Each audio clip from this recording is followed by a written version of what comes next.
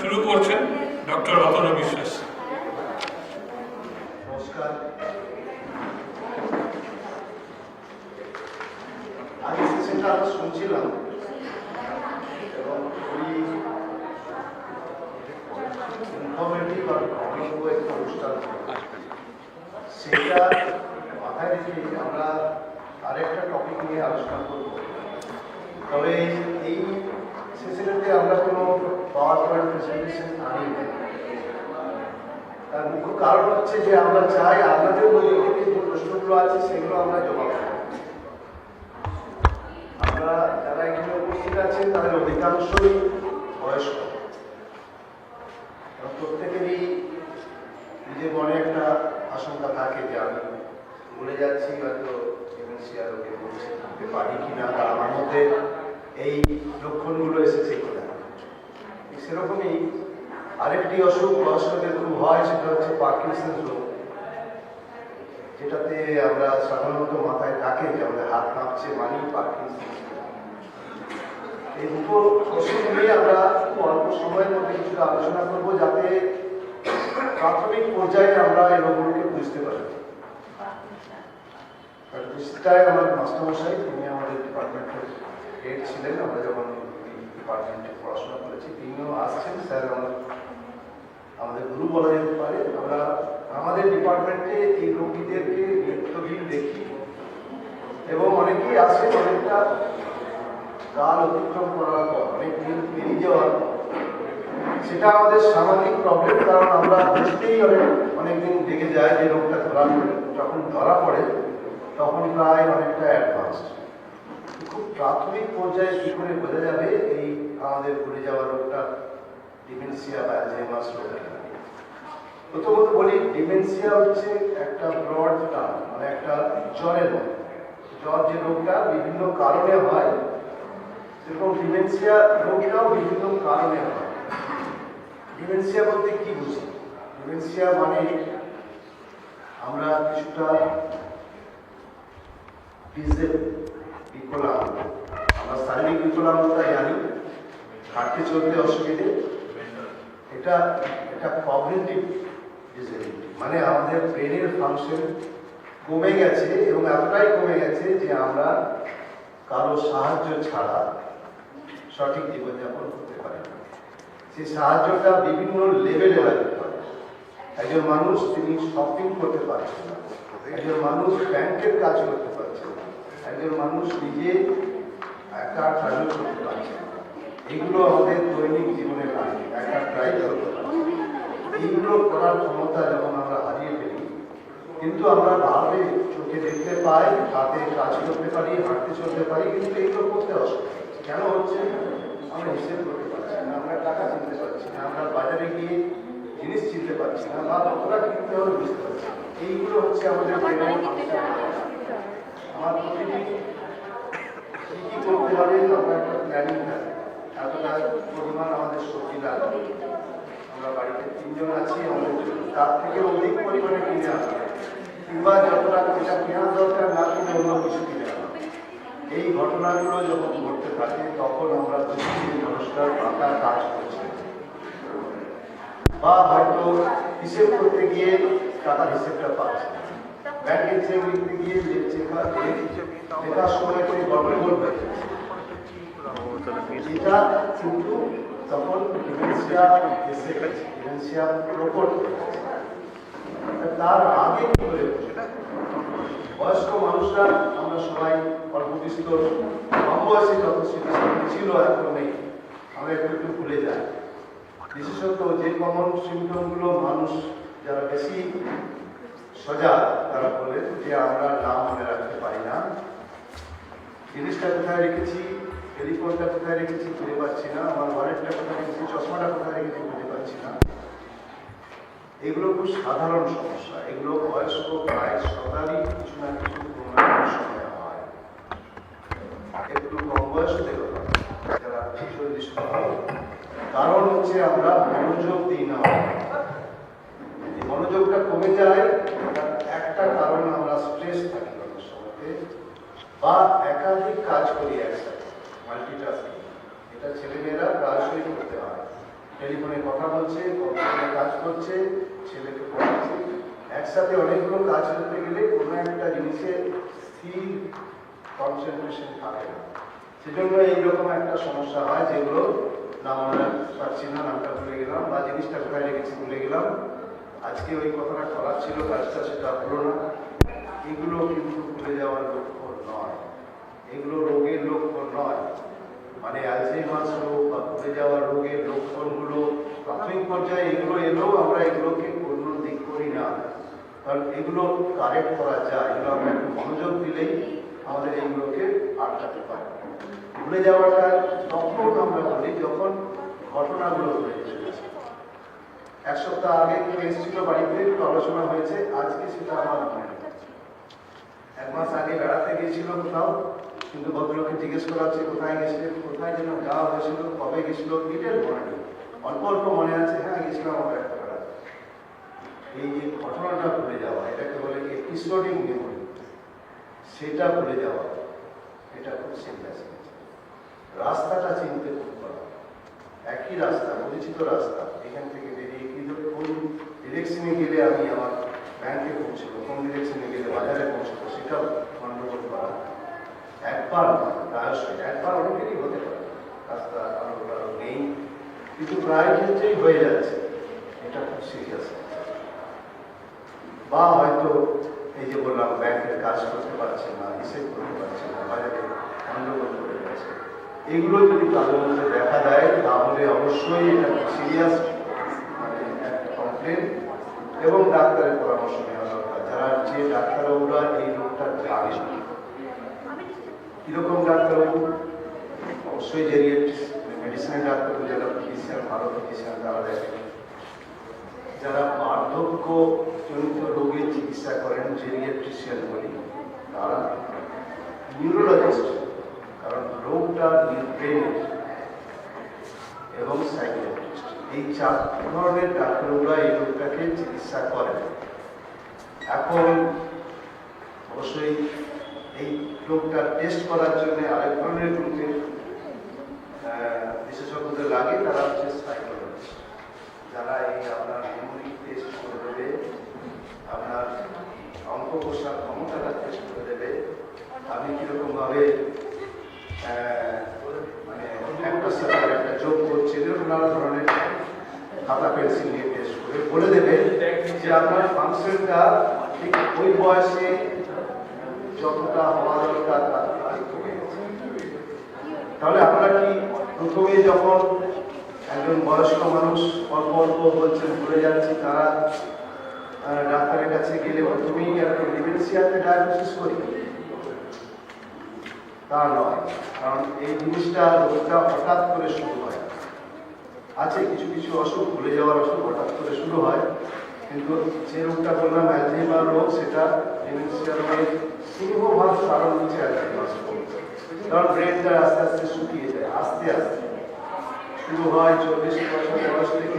মধ্যে সরকার বলছিলেন যে আমাদের ব্রেনের প্রতিটা অর্গানের রিজার্ভ থাকে অনেক বেশি। রিজার্ভ মানে হচ্ছে যে কাজটা করার জন্য 10টা কোষ লাগে, তার জন্য হয়তো আমাদের দেশে শরীরেতে ভগবান বলুন বা নেচার বলুন আমাদেরকে 100খানা কোষ দিয়ে রেখেছে। সুতরাং ওই 90টা কোষ নষ্ট হওয়ার পরেতে আমরা সেই সিমটমটা দেখাব। এই যে এতটা রিজার্ভ আছে, রিজার্ভটা যখন নষ্ট হয় সেটা কয়েক দশক লাগে রোগটা শুরু হওয়ার পরে। অ্যালঝাইমার রোগটা সেজন্য 40 বছর বয়সে শুরু হলে 60-65-তে গিয়ে অল্প অল্প করে ভুলে যাওয়ার সমস্যা আছে। আর্লি বুঝতে গেলে আমাদেরকে আরো একটা প্রাথমিক পর্যায়ে জানতে হবে। তখন অল্প অল্প ভুলে যেতে থাকছে, কিন্তু মানুষটা ঠিক বাড়িতে, সমাজে, রাস্তাঘাটে ঠিকঠাক কাজ করে নিচ্ছে, সেইটাকে বলি আমরা আর্লি স্টেজ। এটাকে বলে মাইল্ড ইম্পেয়ারমেন্ট।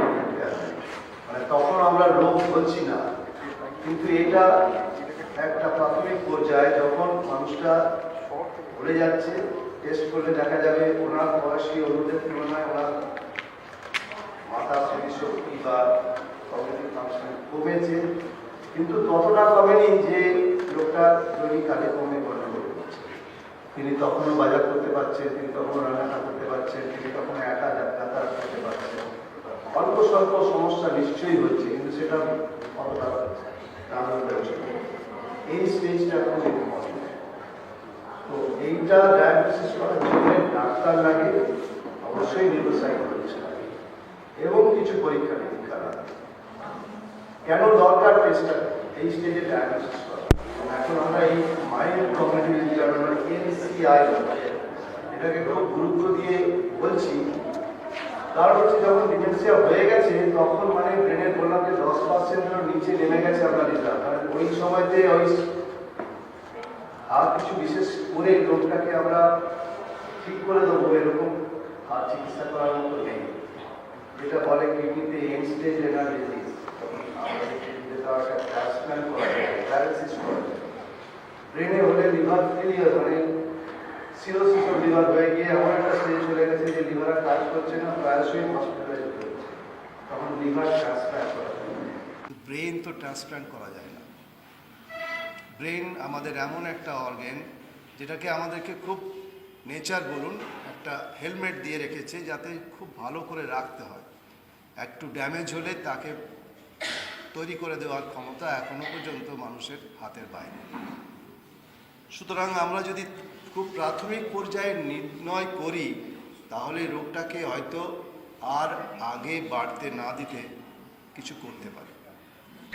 সেই জন্যই কিছু নতুন ওষুধের চেষ্টা হচ্ছে, কিছু ওষুধ এসেছে, ভবিষ্যতে আরও আসবে। কিন্তু যে রোগ অনেক দিন হয়ে গেছে, যারা এখন আর কিছু নিজের কাজটা করতে পারেন না কারো সাহায্য ছাড়া, তাদের আমরা ওষুধ দিয়েও বিশেষ কিছু করতে পারব না।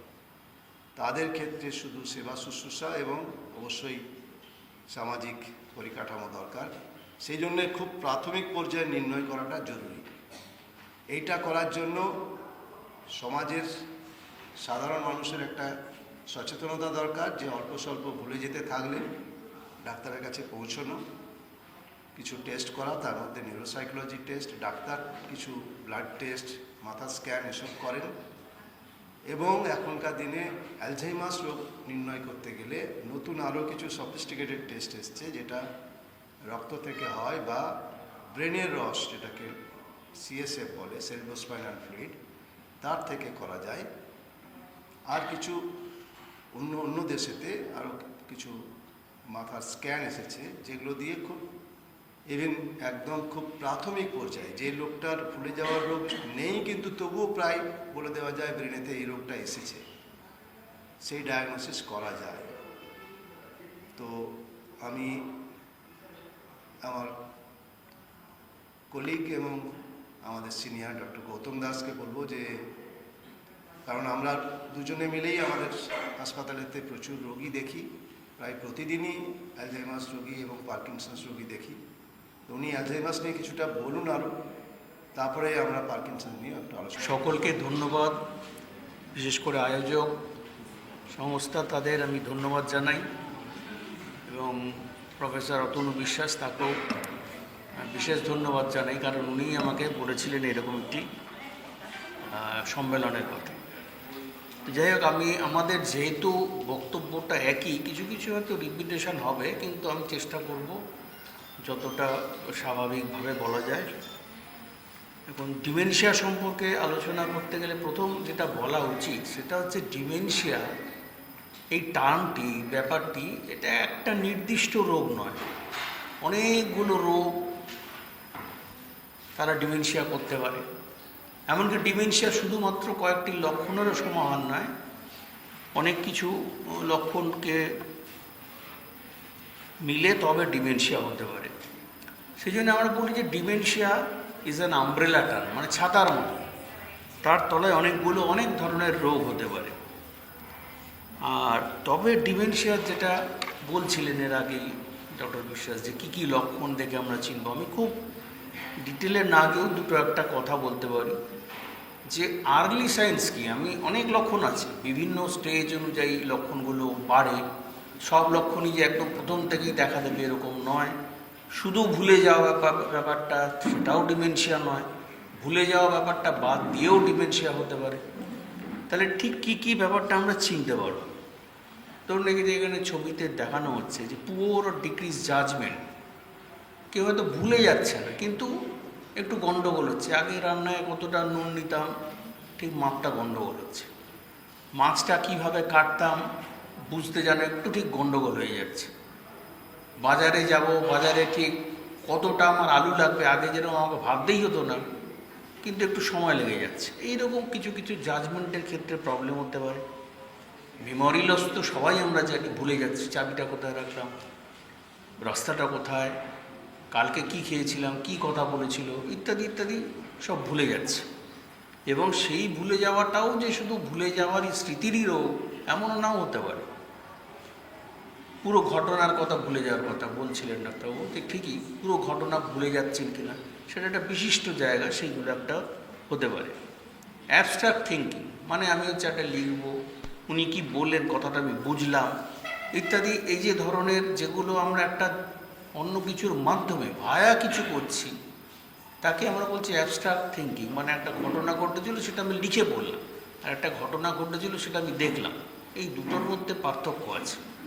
অর্থাৎ এই যে দ্বিতীয় যে মানে প্রথম যে ভিজুয়ালাইজেশন মানে একটা লিখে তার থেকে আমি ভাবলাম যে এরকম হতে পারে, আর ওই ঘটনাস্থলে দেখা দুটোর মধ্যে পার্থক্য। দ্বিতীয়টা আমরা বলছি ওয়ান ফর্ম অফ অ্যাবস্ট্রাকশন, সেখান থেকে একটা হতে পারে।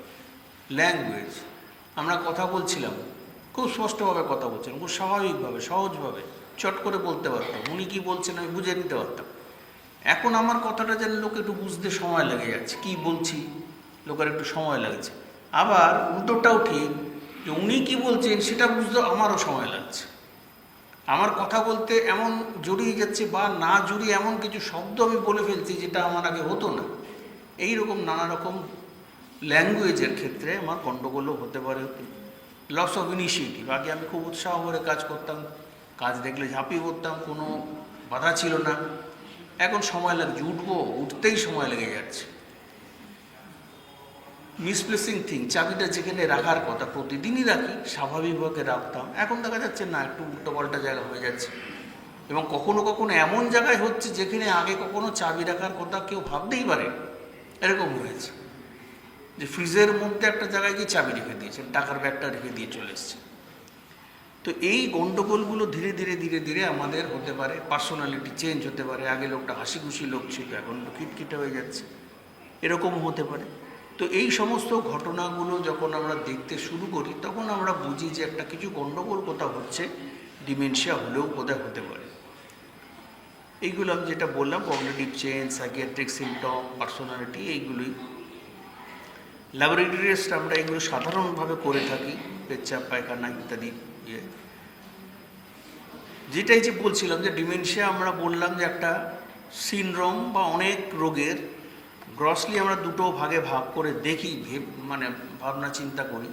একটাকে আমরা বলি নিউরো ডিজেনারেটিভ আর একটাকে নন নিউরো ডিজেনারেটিভ।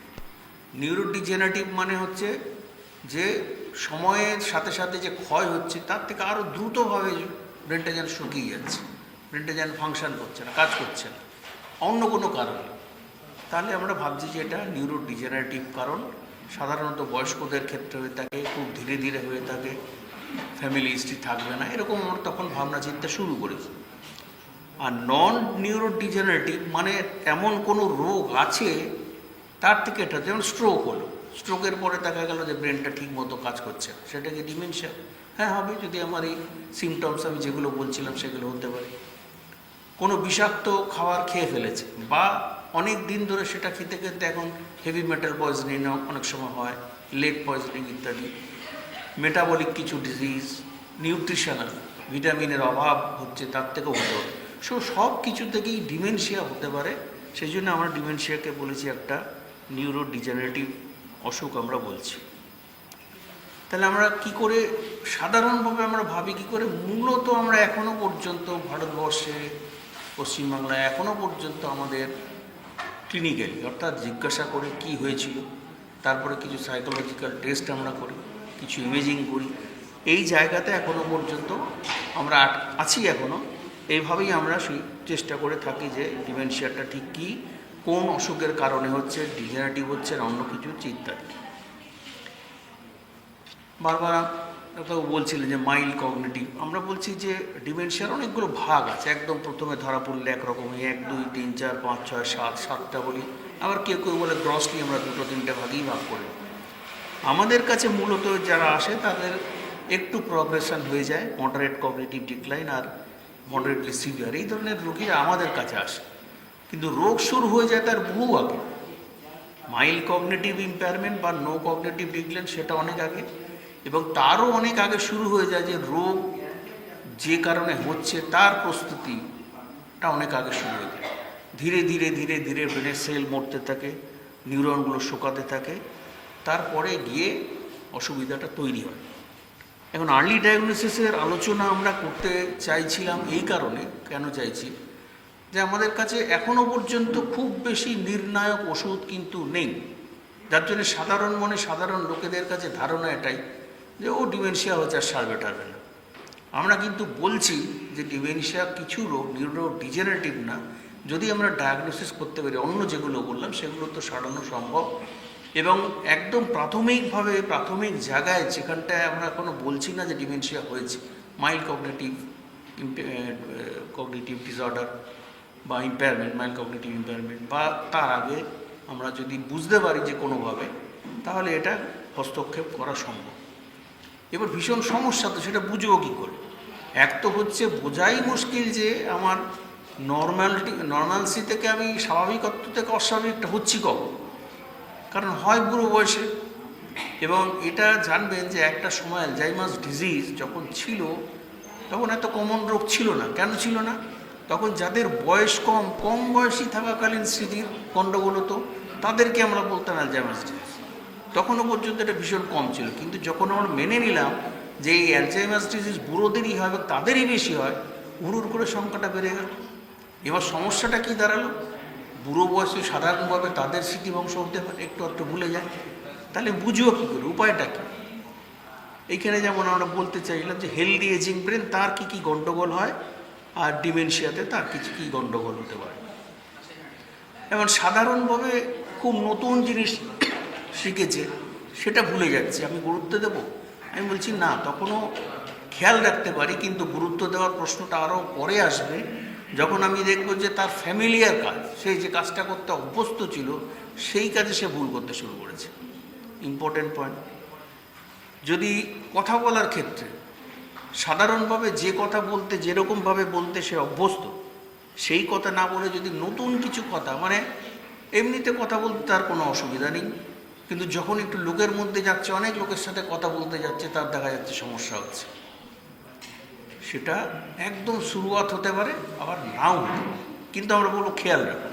আমরা বলবো না যে কিছু বয়স হয়ে গেছে বলে হতেই পারে, তা নয়। খেয়াল রাখুন, যদি দেখা যায় যেটা প্রগ্রেস করছে, ধীরে ধীরে বাড়ছে, এটা যখনই মনে হয় আপনারা আমাদের কাছে আসুন। তারপরে যেরকম আছে আমাদের টেস্ট আছে বা আমরা কী কী করতে পারি সেইভাবে করতে পারা যেতে পারে। সেই জন্য প্রথমভাবে যেটা ভাগ করার দরকার, এই সাধারণ স্বাভাবিক প্রক্রিয়ায় ব্রেনের যে অসুবিধাটা হবে, আর অ্যালজাইমার্স বা রোগ বা অন্যান্য ডিমেনশিয়া রোগের তার প্রাথমিক পর্যায়ে যে রোগ হবে, সেটা খুব ওভারল্যাপিং, সেটাকে চিহ্নিত করা প্রয়োজন, সেটা চিহ্নিত করা সম্ভব। এখন তো আমরা সকলেই জানি যে এআই এর যুগ, কোনো ডিসকাশন সম্পূর্ণ হবে না এআই এর ভূমিকা ছাড়া। তাহলে আমরা এবার হাতটা বাড়াতে চাইছি কোথায়? আমি আগের সেশনেও দেখছিলাম যে প্রি ক্যান্সারাস স্টেট যখন হচ্ছে না সেইখানে আমরা ধরতে চাইছিলাম। আমরা ধরতে চাইছি যখন লক্ষণ হয়নি, তখন অ্যালজাইমার্সকে আমরা ধরতে পারবো কি? কিছু কিছু কাজ হচ্ছে, সারা পৃথিবী জুড়েই কাজ হচ্ছে। এই যেমন এখানে দেখিয়েছে early detection of dementia through retinal imaging and trustworthy AI. Retinal ছবি, কম্পিউটারাইজড ফান্ডাল ফটোগ্রাফি, সেটা করে করা সম্ভব। ওসিটি আমরা করি, optical coherent tomography, optical coherent tomographical angiography, এগুলো অনেক বড় বড় ছবি, কিন্তু তাতে আমরা চোখের ভিতরে রেটিনাতে যে মাইক্রোভাস্কুলার আছে তার কোনো চেঞ্জ হচ্ছে কিনা সেটা দেখে মেপে আমরা কিন্তু সাধারণভাবে সিমটম হওয়ার অনেক আগে বলে দেওয়া সম্ভব বলে এই সমস্ত গবেষণাপত্রে ক্লেম করা হচ্ছে। আমরা বিশ্বাস করছি যে এটা হওয়া সম্ভব। এবং এর সুবিধাটা যেটা, যে তখন যদি আমরা ইন্টারভেন করতে পারি তাহলে কিন্তু অনেকাংশেই প্রিভেন্ট করা সম্ভব। আমি বলছি না যে সারিয়ে দিতে পারবো, প্রিভেন্ট করা কিন্তু অনেক ইজিয়ার। তাহলে যদি এরকমভাবে আমরা বলতে পারি, যেখানে দেখুন যে এআইকে আমরা কীভাবে করতে পারি, কিছু কিছু টেস্ট আমরা কম্পিউটারাইজ টেস্ট করতে পারি। এবং আমাদের চলাফেরা, শুধু ভুলে যাওয়ার কথাগুলো আমরা বলছি না, আমাদের চলাফেরা অনেক সময় ডিটেক্ট করে দেয়, বলে দেয় চলাফেরার কোন পরিবর্তন হচ্ছে, পাটা কীভাবে পড়ছিল, এখন কীভাবে পড়ছে, হাত তার সাথে ঠিকভাবে নড়ছে কি না, দেহের ভঙ্গিমাগুলো ঠিক আছে কি, এইটা দিয়েও বলে দেওয়া সম্ভব বলে এখন আমরা জানতে পারছি। স্পিচ যেটা বলছিলাম তার সমস্যাগুলো জানতে পারছি। এবং ব্রেন স্ক্যানের যে সমস্যাগুলো সেটা আমরা এআই ইন্টারপ্রিটেশনও এখন করছি, করে বলে দেওয়া সম্ভব। সব থেকে বড় কথা যেটা একটা বলছে যে স্মার্ট এনভায়রনমেন্ট, এখন নতুন কনসেপ্ট আসছে। স্মার্ট এনভায়রনমেন্ট মানে কি, যে আমরা যেখানে যে সমস্ত ঘরে আমাদেরই খাট টাট তৈরি করা, বিছানা আমরা রোজ গোছাই, সেভাবে তৈরি করি, কিন্তু এটা সেরকম না। এটা একটা করা থাকবে, আগে থেকেই তৈরি করা থাকবে, যেখানে আমি থাকবো এবং আমার প্রতিটি মুভমেন্ট, প্রতিটি কথা, প্রতিটি আচরণ মনিটরড হবে, দেখা যাবে এবং আমি পরে সেটাকে দেখতে পারবো, বুঝতে পারবো সাধারণ স্বাভাবিক অবস্থায়। এখন আমি যখন ডাক্তার কোনো পেশেন্টকে দেখে তখন অনেক সময় কী হয় যে উনি একটু অ্যালার্ট হয়ে যান, অর্থাৎ স্বাভাবিকভাবে যে ভুলটা উনি করছিলেন সেটা সবসময় নাও হতে পারে। এবং অনেক সময় পাওয়া যায় কিছু কিছু ডিমেনশিয়ার ক্ষেত্রে যে টেস্ট করে সম্পূর্ণ নর্মাল, অথচ তিনি কিন্তু তার কিন্তু ডিমেনশিয়া আছে।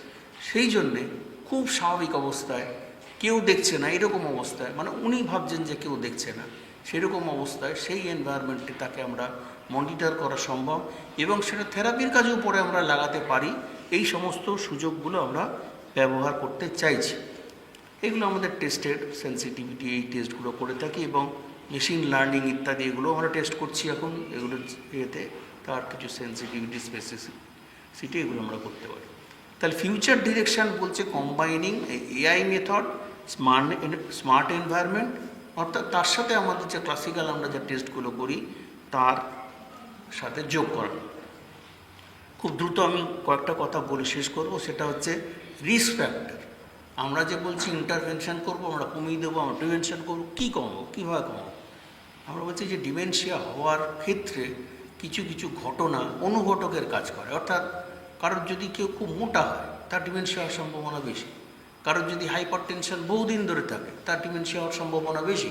তাহলে এই ধরনের কিছু কিছু অবস্থা বা রোগ তার আছে কি না যদি আমরা দেখে ফেলতে পারি তাহলে আমরা করতে পারব। কতদিন ধরে পড়াশোনা করেছে, একা থাকে না সকলের সাথে মেলামেশা করে, আগে কখনো মাথায় আঘাত লেগেছিল কিনা, ইত্যাদি নানা কিছু আমরা দেখতে পারি। এখানে তিনটে ছবি পরপর একই ছবি, এই রিস্ক ফ্যাক্টরেরই ছবি। ল্যান্ডসেট কমিশন, ল্যান্ডসেট একটা বিখ্যাত গবেষণা পত্রিকা পৃথিবীতে, তারা 3 বছরে 3টে রিস্ক ফ্যাক্টরের ডায়াগ্রাম এরকম দিয়েছে। তারা কি বলতে চাইলেন? তারা বললেন যে এই যে রিস্ক ফ্যাক্টরগুলো সমভাবে সবসময় কাজ করে এরকম নয়, বয়সের অনুপাতে সেরকমভাবে কাজ করে।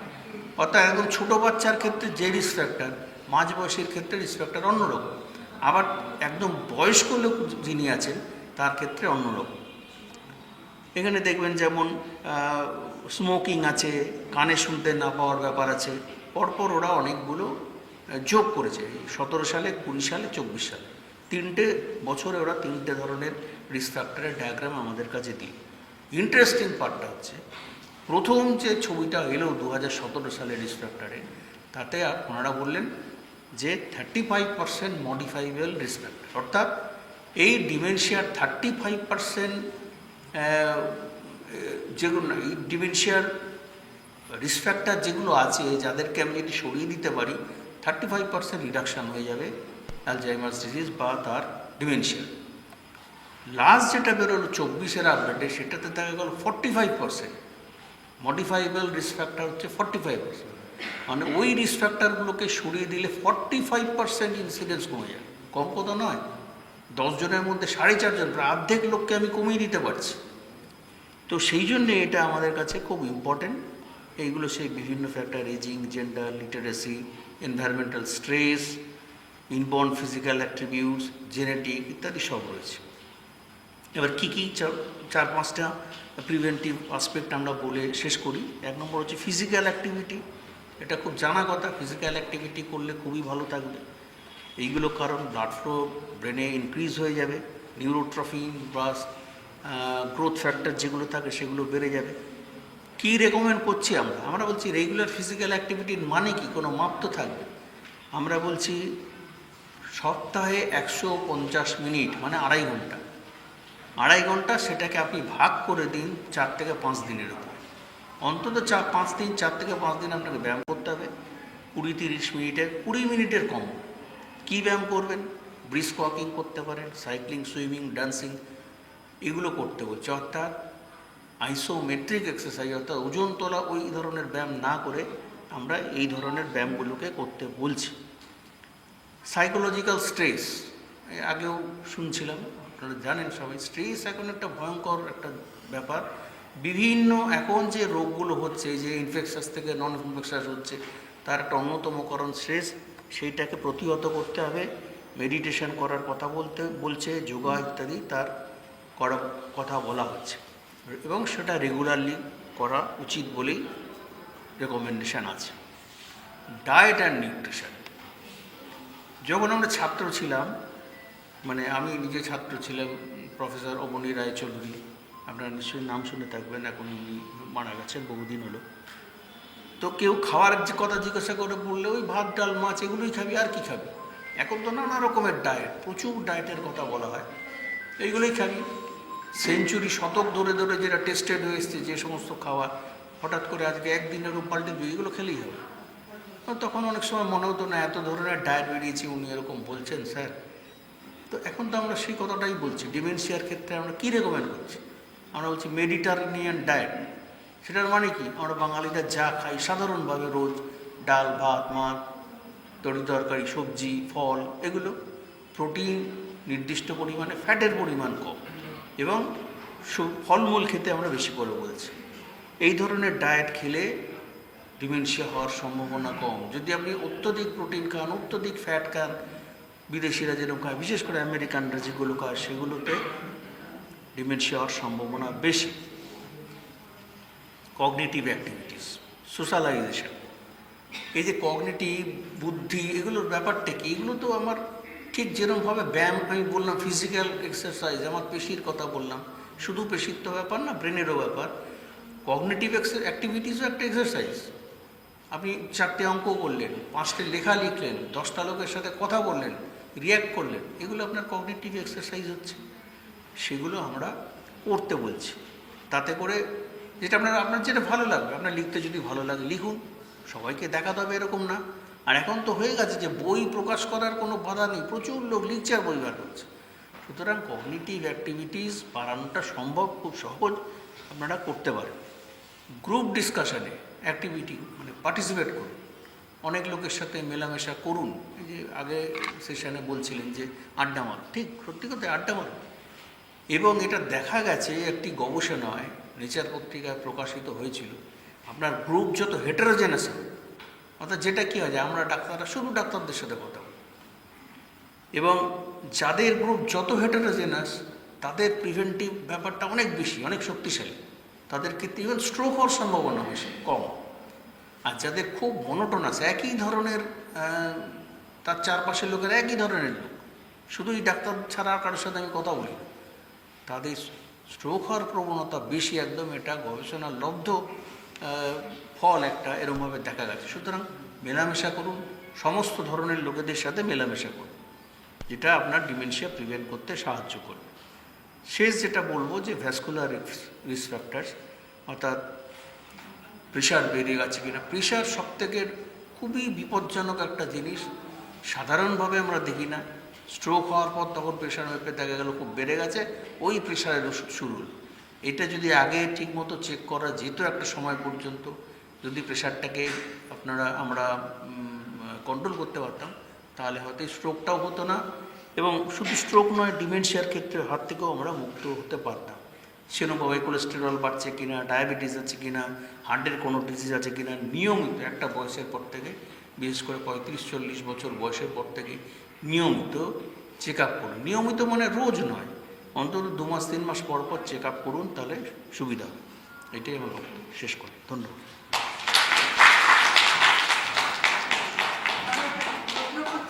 হ্যাঁ, আমার মনে হয় আপনাদের যদি প্রশ্ন থাকে প্লিজ। ডিমেনশিয়া চিকিৎসার জন্য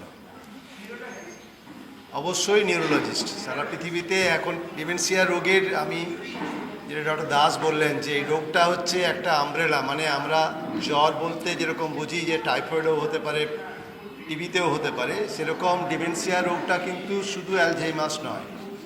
আমাদের দেশে অ্যালঝাইমার্স রোগটা সারা পৃথিবীর মতনই সবচেয়ে কমন কারণ, কিন্তু স্ট্রোকের কারণে তো ডিমেনশিয়া হয়।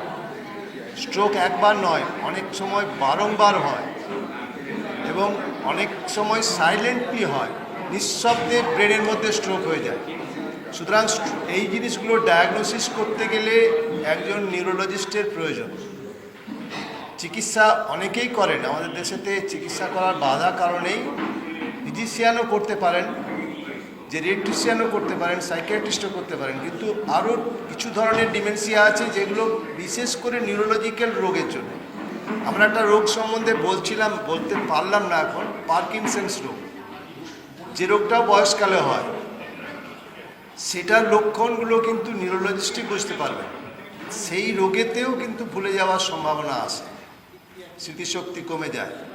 এবং এই পার্কিনসন্স ডিমেনশিয়ারও অনেক ধরনের হয়। একটা লিউই বডি ডিমেনশিয়া বলে, যে পেশেন্টের প্রচুর সাইকোসিস হয়, হ্যালুসিনেট করে, তার সাথে হাত কাঁপে, পার্কিনসন্স হয়। এইগুলো বুঝতে গেলে নিউরোলজিস্টই প্রাইমারিলি, আমাদের নয়, সারা পৃথিবীতে নিউরোলজিস্টরাই এই রোগের চিকিৎসা করে। আপনাদের কারো কিছু বক্তব্য বা প্রশ্ন থাকলে প্লিজ বলুন। যে কথাটা উনি বলছিলেন প্রিভেনশনের ব্যাপারে, প্রিভেনশনটা আপনাদের যারা বয়স্ক তাদের থেকেও বেশি দরকার যারা একটু কম বয়সী, মধ্যবয়স্ক। আজকাল যারা এখন 30-40 বছর বয়সে, তাদেরকে ভবিষ্যতে ব্রেনটা ভালো রাখার জন্যে অনেক কিছু করতে পারে। স্ট্রেস একটা, তারা প্রচণ্ড স্ট্রেসফুল লাইফ লিড করে, তাদের এমন একটা কাজের স্ট্রেস থাকে, ফ্যামিলি থাকে, অনেক কিছু ব্যাপারে, কিন্তু সেটা তো আমরা আটকাতে পারবো না। হেলদি লাইফস্টাইল, এইটা বোধহয় প্রত্যেকটা রোগের জন্যই আমরা বলি। খাদ্যের একটা পরিমিত খাবার, কিছু কিছু খাবার বর্জন করা, কিছু খাবারের উপরে জোর দেওয়া, নির্দিষ্টভাবে ফিজিক্যাল এক্সারসাইজ করা, এবং ভাস্কুলার রিস্ক ফ্যাক্টর, যেটা ডক্টর দাস খুব ভালো করে বললেন, যে ব্লাড প্রেশার, সুগার, কোলেস্টেরল, আমাদের মোটা হয়ে যাওয়া, এগুলোকে কম বয়স থেকে কমিয়ে রাখা দরকার। আমি যখন ডিমেনশিয়া হয়েছে সেই রোগীদেরকে ব্লাড প্রেশার কন্ট্রোল করেও রোগটা সারাতে পারবো না, কম বয়স থেকে এই চর্চাটা করা দরকার। আর যেটা আপনাদের জন্য পারেন, উনি বললেন সোশ্যালাইজ করা, নতুন কিছু শেখার চেষ্টা করা। আমি গান বাজনা করতাম ছোট বয়সে, এখন সেটা চর্চা করলাম। আমি লিখতাম আগে, এখন কবিতা লিখলাম বা কিছু একটু লেখা উনি ছাপার কথা বলছেন, এখন খুব সহজ, এখন হোয়াটসঅ্যাপে লেখা যায়, প্রচুর আমাদের কবি এবং সাহিত্যিককে আমরা পাচ্ছি। সুতরাং এটা করা যায়। আঁকতে পারেন, আপনি একটা পোষ্য পুষতে পারেন, আপনি একটু বাগান করতে পারেন এবং মানুষের সাথে মিশতে পারেন। অবশ্যই যার সাথে বনিবনা হয় না তার সাথে জোর করে মেশার দরকার নেই, কিন্তু একটা আপনি বেড়াতে গিয়ে আপনার একটা লাফিং ক্লাব, একটা এক্সারসাইজের ক্লাব, একটা যোগা ক্লাস, কারোর সাথে মেশা হবে, কথা হবে, ব্রেন অনেক অ্যাক্টিভ থাকবে। অবশ্যই স্যার, কিন্তু আমি বলছি যারা করেন না তারা ওইটা করতে গেলে ওটা স্ট্রেস তৈরি হবে। যিনি করতে অভ্যস্ত তার ক্ষেত্রে ওটা হয়তো করে যাওয়াটা একটাই, এবং যেটা ভালো লাগে। আমি বলছি না জোর করে আপনাকে এই বয়সেতে আঁকতে শিখতে হবে, বাজনা শিখতে হবে, কিন্তু যেগুলো আপনি পারেন চর্চাটা চালিয়ে যান। এবং অল্প স্বল্প সমস্যা হলে ডাক্তারি পরামর্শ নেন। কারণ আমি বলছি এখন অ্যালঝাইমার্স রোগের ক্ষেত্রে অন্তত সব ডিমেনশিয়া আমরা করতে পারবো না, প্রাথমিক পর্যায়ে ডিটেক্ট করার মতো ক্ষমতা আছে আমাদের, পরীক্ষা করা যায়। প্রাথমিক পর্যায়ে দেওয়ার মতো ওষুধ এসেছে ভারতবর্ষেই, সেই ওষুধ 2026-এ পাওয়া যাবে, যদিও দামি। সুতরাং 26-এই আমাকে দিতে পারো বলছি না, কিন্তু আগামী দিনে দাম আরও কমবে এবং অনেকজনকে দিতে পারা যাবে। সুতরাং খুব তাড়াতাড়ি এটাকে নির্ণয় করা দরকার, দেরি করলে অনেকটা ক্ষতি হয়ে যাবে। আচ্ছা, হ্যাঁ একটু বলে দিই, ওষুধটা আসতে না, এসেছে। এটা একটা ধরনের, এটাকে বলে মনোক্লোনাল অ্যান্টিবডি, যে অ্যান্টিবডি অনেক অন্য অসুখেও ইউজ হয়। যারা ওই অটো ইমিউন ডিজিজ বলছে তারা অনেক ইউজ করে। এটা ব্রেনের যে একটা কেমিক্যাল বা প্রোটিন জমে যায় অ্যালজাইমার্স রোগীতে, অ্যামাইলয়েড বলে, বিটা অ্যামাইলয়েড, সেই অ্যামাইলয়েডটাকে বের করে দেওয়ার মতো, সরিয়ে দেওয়ার মতো একটা অ্যান্টিবডি। এই অ্যান্টিবডি দুটো ওষুধ এখন ভারতবর্ষেও যে আমাদের ডিসিজিআই আছে তারা অ্যাপ্রুভ করেছে, একটা ডোনানেম্যাব আর একটা লেকানেম্যাব। দুটি আলাদা আলাদা কোম্পানি, একটি জাপানিজ কোম্পানি এসআই ফার্মা আর একটি ইলি লিলি আমেরিকান কোম্পানি। এরা আমাদের এই বছরে ওষুধ দুটো এই দেশে লঞ্চ করছে। দাম অত্যধিক বেশি এবং এটা ইন্ট্রাভেনাস নিতে হবে। প্রথম 1.5 বছরে প্রায় প্রতি মাসে 2 বার করে নিতে হবে।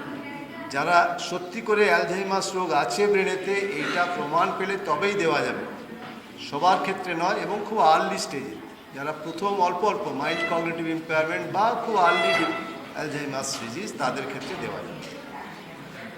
আমরা খুব একটা ইম্পর্ট্যান্ট বিষয়ে আলোচনা শুনলাম। আমরা বাংলা ওয়ার্ল্ডের তরফ থেকে 2জন ডাক্তারকে সামান্য স্মারক উপহার তুলে দিই।